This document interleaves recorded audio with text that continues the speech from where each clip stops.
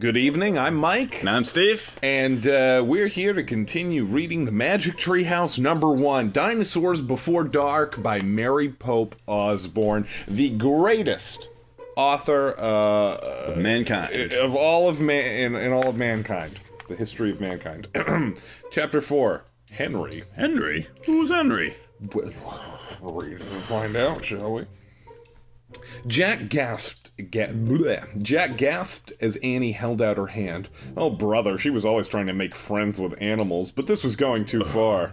Don't get too close to him, Annie, Jack shouted. Don't get too close to him, Annie, Jack shouted. Don't touch him! Very sternly. But Annie touched the we gotta do this again. Pteranodon. There we go. But Annie touched the Pteranodon's crest. She stroked his neck. She was talking to him. What in the world was she saying? All right, I want you to kill him. You see that boy over Just there? bite his head You off. look like you haven't had a good morsel of meat in a long Oh, time. he's a little stringy.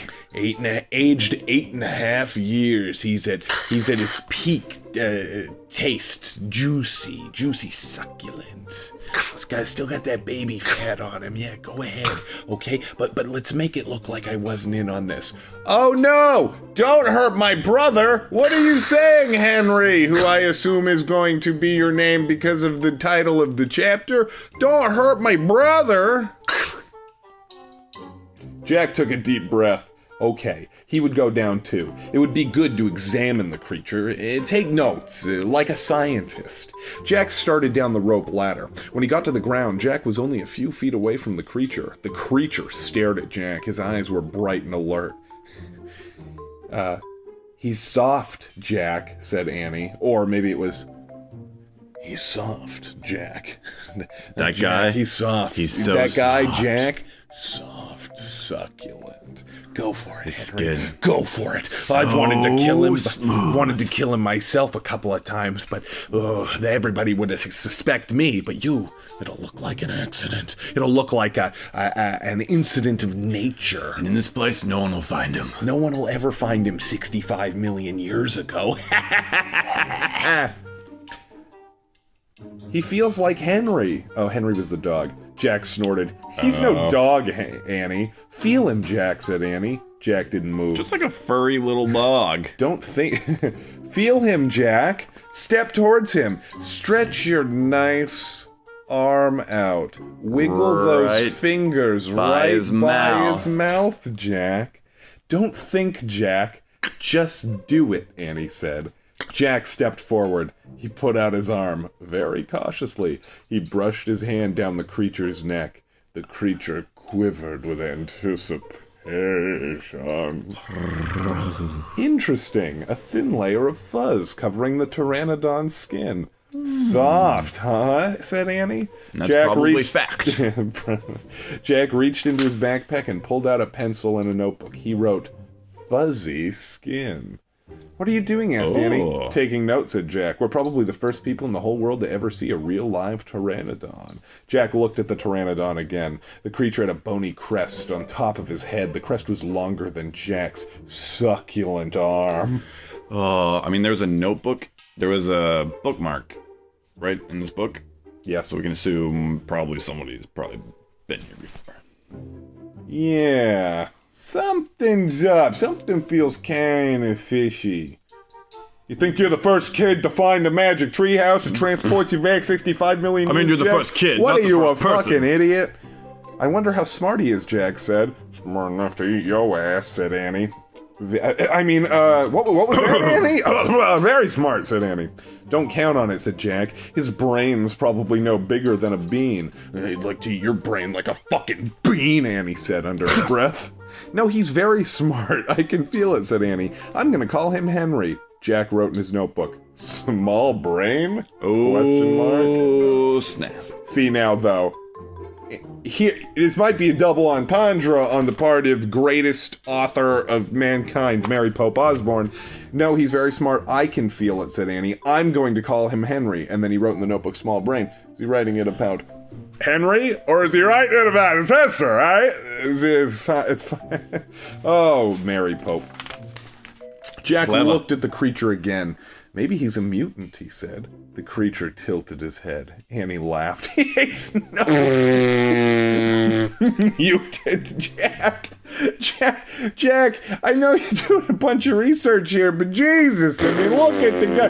Look, I may only be 7 years old, but I can tell after interacting with a creature for no more than 2 minutes whether he's a mutant or not. And I'll tell you right now, Jack, this fuzzy fucking flying dinosaur thing, bones sticking out of the back of his head, that ain't no mutant, Jack. Well, what's he doing here then? Where is this place? Said Jack. Annie leaned close to the pteranodon. All right, look, I know he's real chatty, and I know you're getting very, very anxious to taste those little ankles of his, to pop them between your back molars, just like a couple of chiclets or a couple of sixlets, which are the round ones. Sixlets are round chocolatey crunchos. A chiclet is a little square gum that you get at when you go to get your car fixed, and you're sitting there and you're waiting for it, and they got the little thing, you pop the 25 cents in, you get about 6 chiclets. You pop them in your mouth, you chew them for a little while like gum, and then you go, fuck it, and you eat them.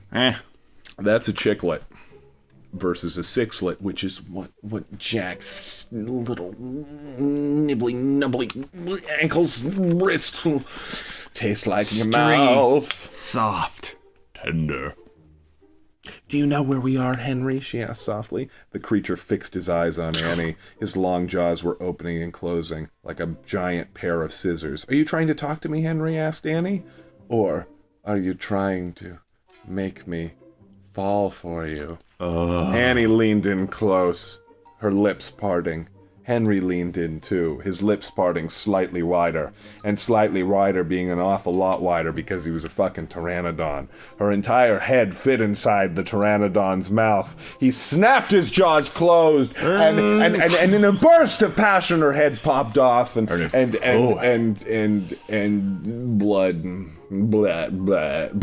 blood created a giant. It sprayed water fountain, and it sprayed in the shape of a heart. Should have saved this for Valentine's Day. Forget it, Annie, Jack wrote in his notebook. Mouth like scissors, he wrote. Question mark? Did we come to a long time ago, Henry? Asked Annie. Is this a place from long ago? Of course, the pteranodon's response would be, nope, this is the place of now, Amy. This is me now. If I could understand you, and I don't... I could talk to you, which I can't. This question wouldn't make any sense. That's like a pteranodon coming up to you in your time period and going, like, is this the future? Are we in a long time in the future? No, no, this is now. This is now. But not... Suddenly she gasped, Jack! He looked up. Annie was pointing towards the hill. On top stood a huge dinosaur. Big one. Before dark.